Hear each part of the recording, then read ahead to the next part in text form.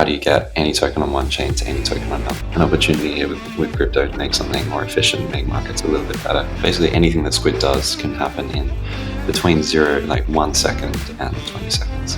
It's like a cross-chain loan that's collateralized by a bridge transaction. We do much more complex routing to allow users to get from any token to any token. The user doesn't ever have to have gas on the destination chain, they just pay on the source chain. Welcome to the Bare Metal Podcast. Hello everyone, and thanks for tuning back into the Bare Metal Podcast. I'm your trusty Ship the Code from RockWaves Labs, and here today with Fig of Squid Router. Welcome. Thanks for having me. So hey Fig, tell us a little bit about yourself and how you got started with Squid Router. Yeah, my journey goes back to a bunch of different things. I started in medicine, which I studied in Australia, and really enjoyed that. Enjoyed learning about these really complex systems that are never really finished. Like the body doesn't have a solution that you can just apply. Sometimes you can fix disease, but everything's always in flux. And I didn't like the fact that you don't want your doctor to be creative when you're getting treatment from them, because you don't want the surgeon to come in with a new, like trying something new on you. It's like, I'm going to see if this works this time. The idea he got on the way to work. Oh, I'm going to cut this one. Yeah, exactly. Like he was in the shower. He's like, wouldn't it be great if we cut this thing instead of this thing? And so I quit medicine and went to New York, and I lived there for 5 years, and I was a musician there. This isn't actually my drum kit, but it's lucky. I guess I have musician friends who I'm staying at his house. And I was a musician, and then I learned to code to pay my way there. So I was a developer, and I was also a designer, doing UX design for a bunch of different startups. And that's also where I got interested in finance, because I had some friends in New York who were in finance, and has this same feeling of nothing's really ever fixed. The markets are this like one point which everything is sort of working around, but there's no solution for it. Always changing. So I found it really interesting and got a job in finance. And while I was doing that, got interested in crypto, and it all sort of came together: the creativity, the tech, the finance side of things, and yeah, it just seemed perfect. So I quit my job in finance and went full-time crypto. Once I was in crypto, it was around DeFi summer, and at that time, Ethereum was still the center of the universe. We had a few applications which were becoming, like Uniswap was becoming really popular, Aave was around, and Compound. Ethereum quickly got too expensive, and it became clear that just one chain, or at least Ethereum, was never going to be enough to suffice for the whole world's financial system. So these new chains became more popular, like Avalanche and Polygon, Solana, and these applications started expanding. I remember there was a program that Aave did back in the day where they incentivized you to go over to Polygon. They had these high yields, and I tried to get over to Polygon, and that experience was so hard. You had to go to all these new websites, which is really scary. Once you did it, it took a long time. And then once you bridged funds over, it took a long time. You needed to get gas on the destination chain. And luckily, at the same time I was doing this, I got introduced to Axelar, who had just started. I think they started in mid-2020. I was really lucky to find them and get introduced to their vision of full cross-chain interoperability, and went on this journey of talking to all the different interop providers and the different systems and the security of them. Got really interested in that and decided on Axelar to be the technology that I build on. Had some co-founders at the time, started building a team, and we just focused on the most simple solution in cross-chain. Really, it's how do you get any token on one chain to any token on another. So that's what we built, and we wanted to maintain the full modularity of crypto, because I'd seen in Ethereum how amazing that can be. You've got Uniswap and Aave, and whoever else on the same chain, and you can build these like complex finance. You put these modules together to make a complex transaction, and there was no point in doing cross chain if you couldn't also combine these modules. Like, why have an app chain whose sole purpose is to do one thing if you can't combine it with like the smart contract on another chain? So when we built Squid, we wanted to expand this use case of bridging to not just one token, but get from any token to on one chain to any token on another, a swap, but maintain this programmability. And yeah, that's what we did. We launched, and I'll leave it there. So the reason you were attracted to sort of cross-chain routing is due to your own personal experience. That's where you saw like a big pain point, and that's why you wanted to go and solve that. Yeah. I was doing so much of it, and also felt like I had a bit of alpha, having found cross chains quite early. So it felt like there was an opportunity that we had time to build before other people could, and yeah.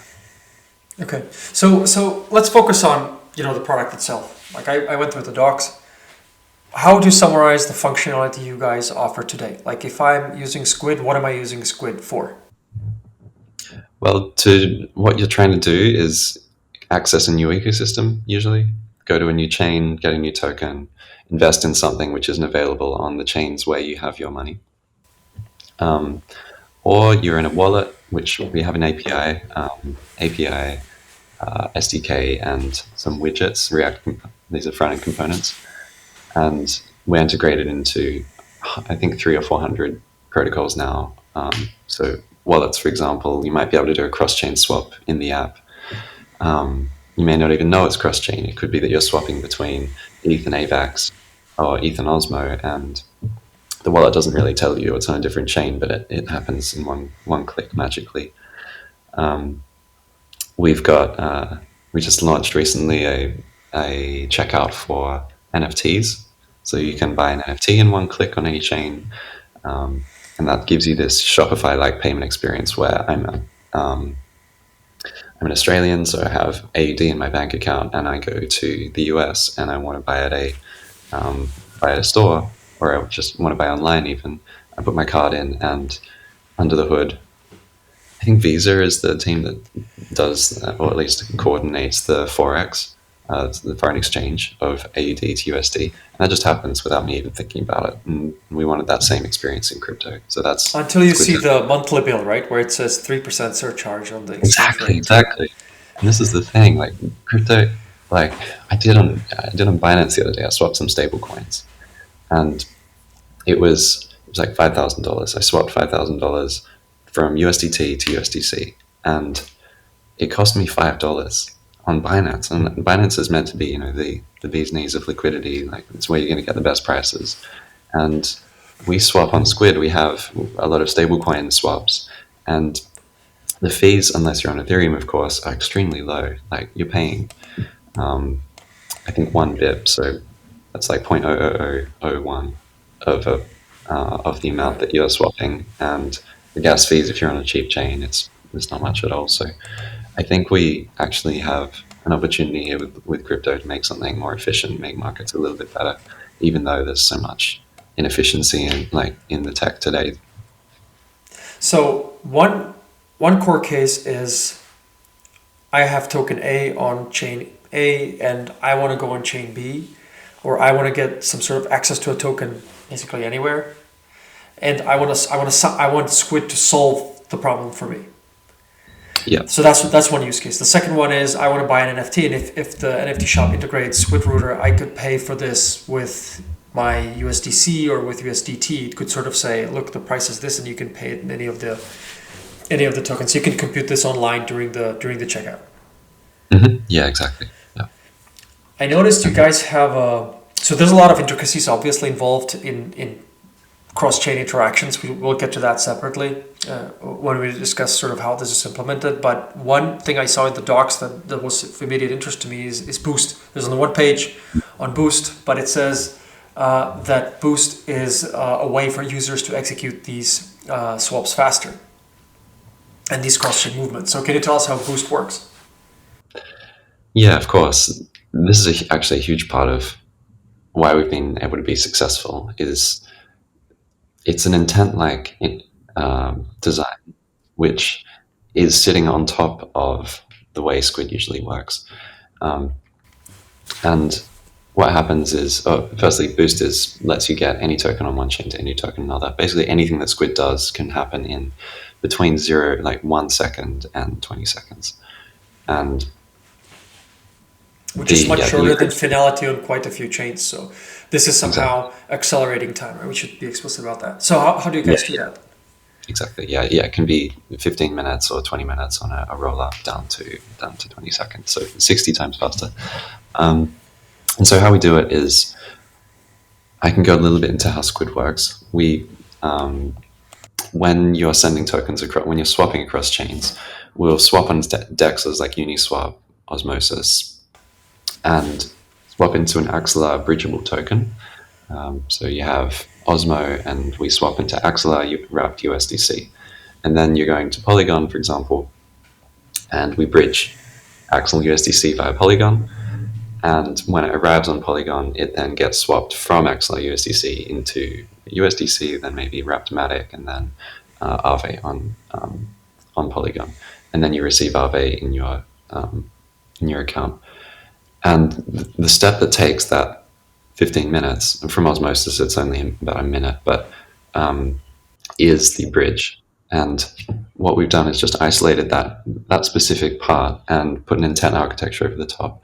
So the intent is that you're bridging across, you're bridging USDC, Axelar USDC, and then when it arrives, you're going to execute this long payload, this set of instructions which Squid has made. And the instructions are swap, swap, swap, send to user. Um, and you can verify those instructions cryptographically. So what we've done is we've done a smart contract on the Polygon side where anyone, well, a market maker or a service provider can provide some capital.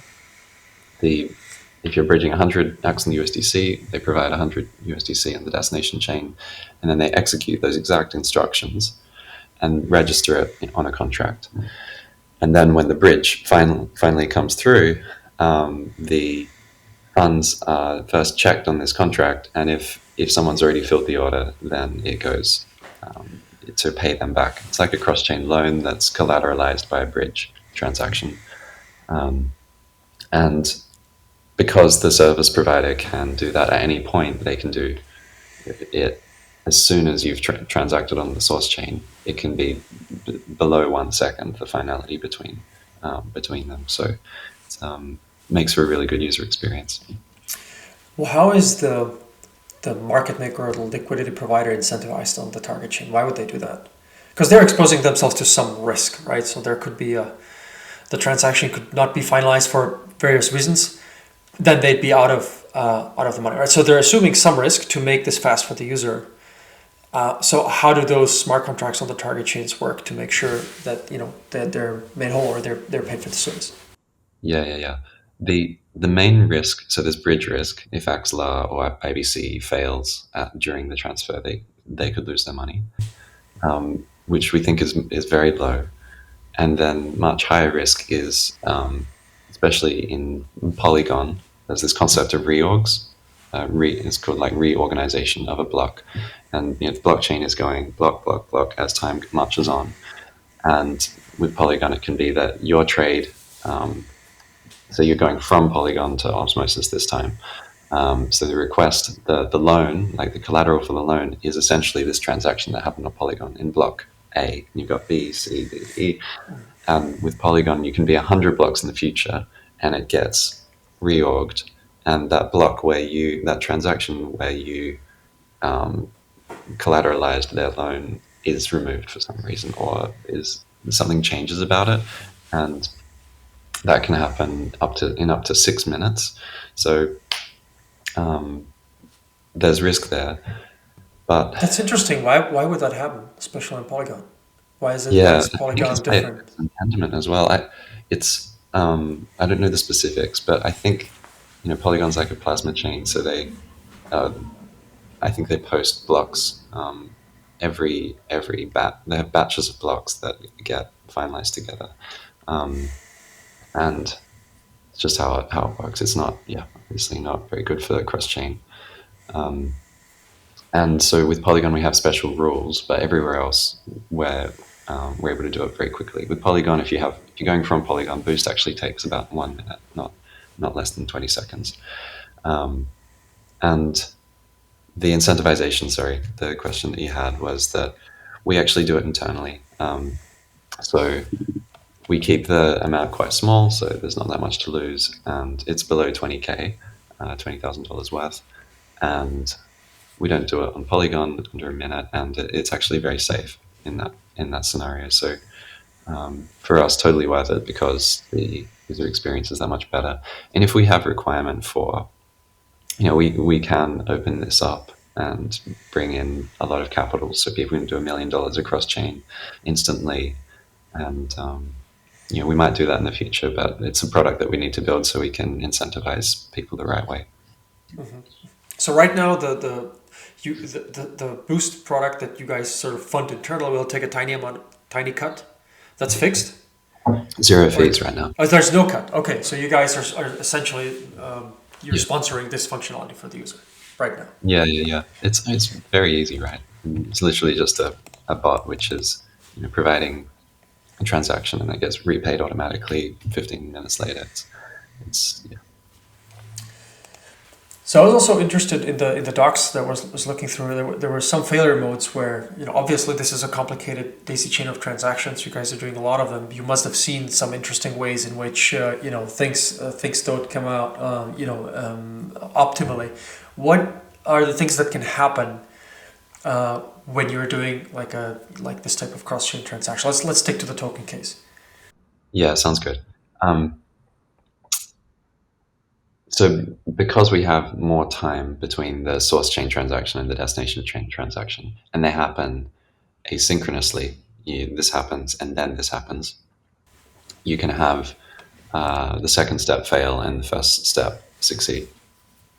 And what that often looks like for the user is the swaps on the destination chain fail because of slippage. That they've set a slippage amount, they're only happy to accept 1% slippage or less, whatever, and the price of the token has changed so much that it doesn't meet their conditions, and the trade essentially stops halfway through, and they receive the bridged token in their wallet on that chain.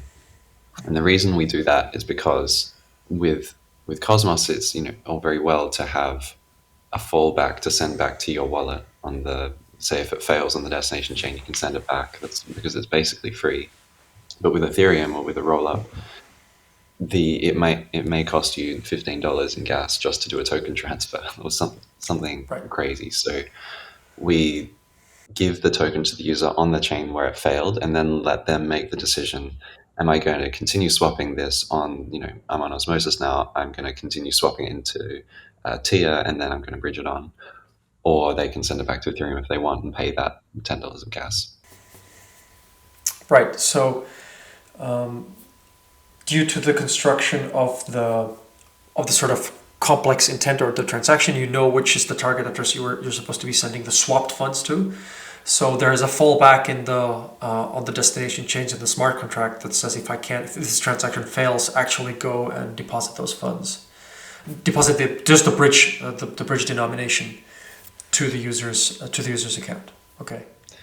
Yeah, the first version of the Squid contracts is essentially what we call a multi-call, which is what unpacks a set of instructions and it executes one after the other, and a fallback. So if there's any failure, the fallback sends it to their address, and that's all the smart contracts did, and bridging, of course. So let's go a little bit more into the retail, in the rails, in the underlying construction. So already made it clear you guys use Axelar. Axelar has rolled out this functionality called general message passing. I don't think it's that old. That must be, is it a year ago or something? Half a year ago? Yeah, when did we launch? Has it been? It's been a year. So they had GMP before we existed, but we were the first big application to launch on it. Yeah. So you're using both of these the functionality in Axelar. One is to bridge, say, the wrap tokens like AXL USDC, and the second one is to have these like general message passing, these like, remote smart contract calls, or however we were gonna call this. So, what did you guys? How was it developing this application on Axelar? Like, do you feel the experience was easy, since Axelar is this hub and spoke model? Where you have this like one central change, you just have like a uniform like is it as green as as it looks from the docs? I mean, honestly, it was. There's you mentioned it, the hub and spoke architecture. So we have one interface, and we go to that interface and we say we want to bridge to this chain. They now support 14 chains. Because it's a hub and spoke, there's, from our point of view, it just looks, we just have to say we're going to this chain and they sort it out for us.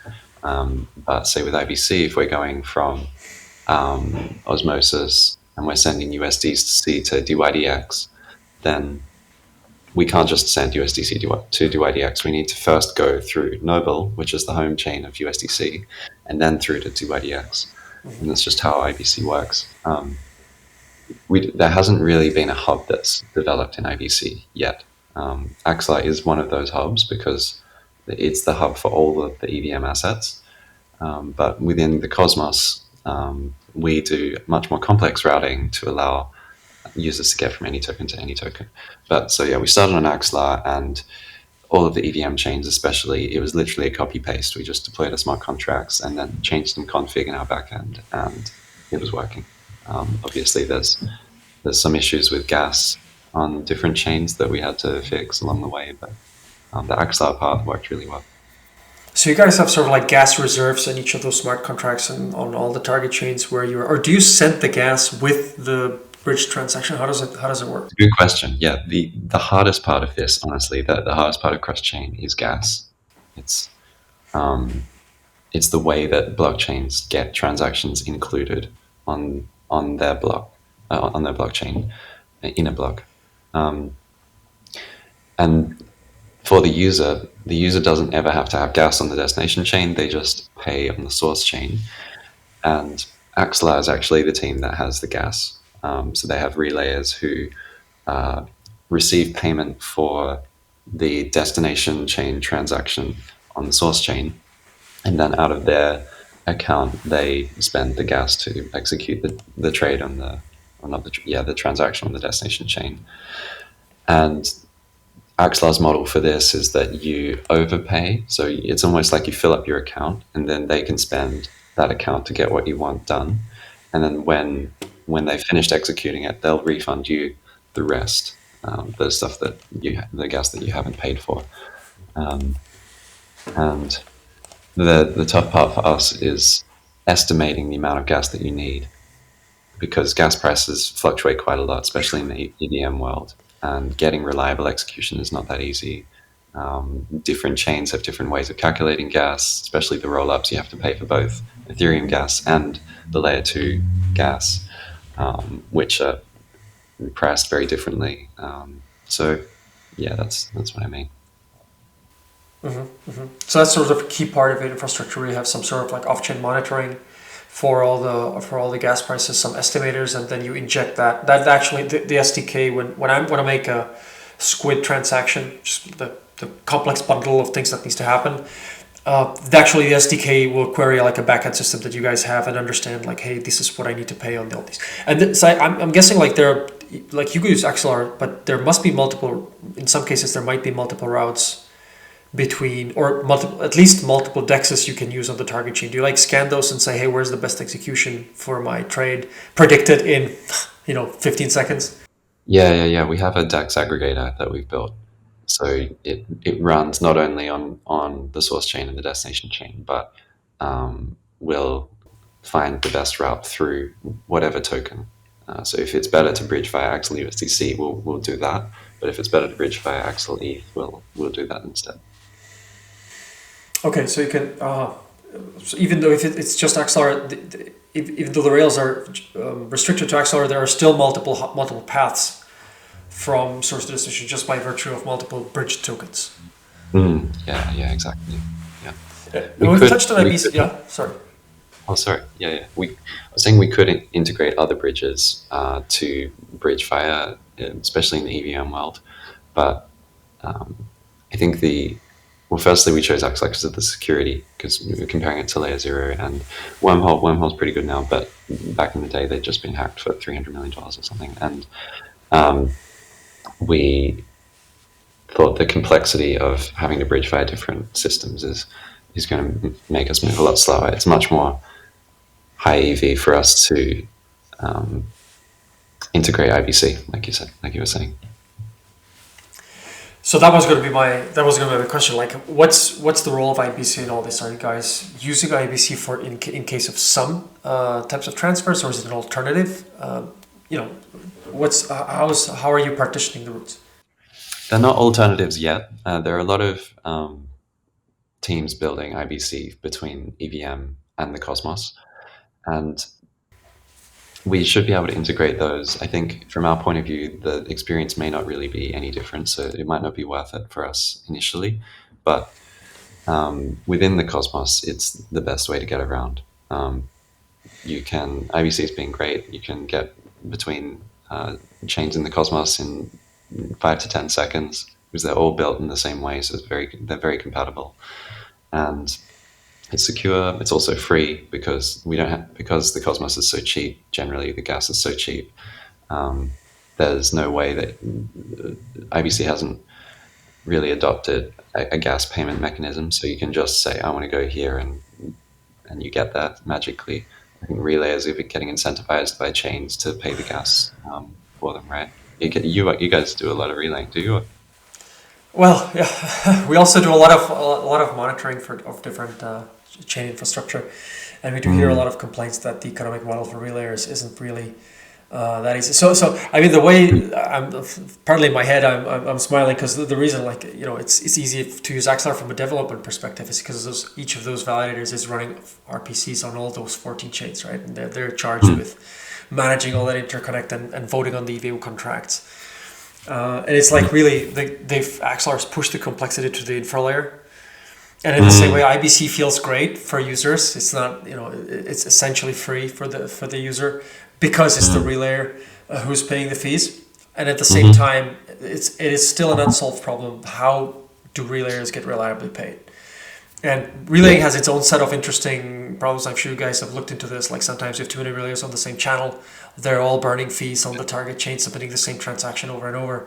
So, and in some cases you don't have relayers, right? How do you incentivize the right amount? It's quite actually involved to find a good way to reward relayers that gets you the level of robustness and resilience you need for the channel, but without actually wasting money. So, Yeah, exactly. It's a funny this halfway between intents and normal transactions, right? Because you need an incentivization mechanism which is permissionless. Well, you don't even need a permissionless one, to be honest. You need, I think what you need on chain is the ability for anyone to relay if they want. So you can't have a relayer having the option of censoring a transaction. And Axelar at least has this. Axelar does a lot of the relaying, but if they were taken down or if someone started trying to censor them, the user could always finalize their transaction themselves by relaying themselves, or someone else could come in and start relaying. And from the user's point of view, as long as they're getting their transactions executed and they know they're not going to be censored, then it's sort of good enough.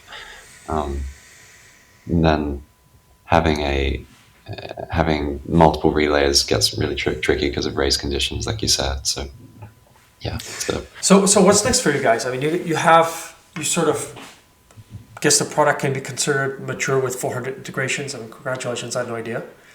Thanks, yeah. That is pretty cool.